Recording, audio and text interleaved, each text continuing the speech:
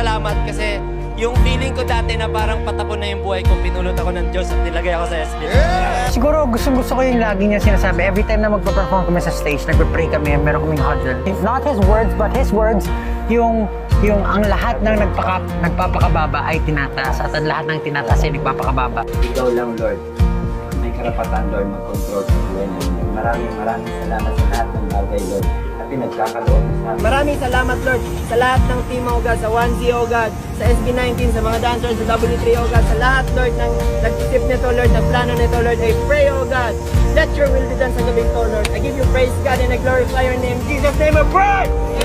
Sabi nga sa amin ni Kuya Jay, pag yung choreographer po namin, and ayun, choreographer po namin, and somehow nagiging ano na namin siya. Life coach. Life coach na namin siya. Sabi niya sa amin, parang may mga times na parang feeling mo, ikaw yung star na hindi kumikinang. So parang yung ibang tao, hindi ka hala, naiiyak naman ako. Sabi lang niya sa amin, parang may mga moments na parang feeling mo, ikaw yung star na hindi kumikinang. Pero may mga taong tumitingin pa rin sa'yo kasi nirurot nila na mag-shine ka. Stars on the floor. Naririnig ko na eh. Nung ini-interview, naririnig ko na si Pablo sa likod. Gugulo lang po kami, Sir Nash. To support Kuya Jay. Sina SB19 members Pablo at Justin. All out ang support sa kanilang Kuya Jay.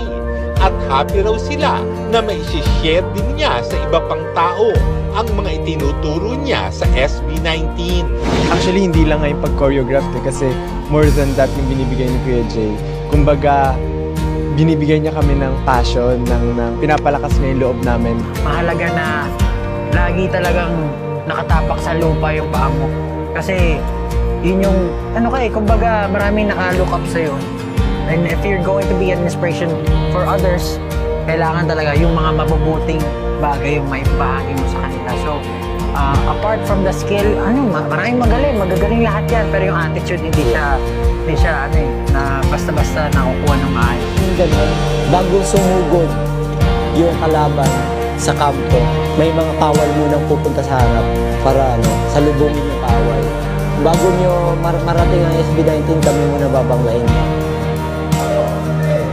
Thank you for watching, guys. See you in the next video and update. Please like and subscribe to my channel. Keep watching. God bless everyone, and always remember, be yourself and be a good one.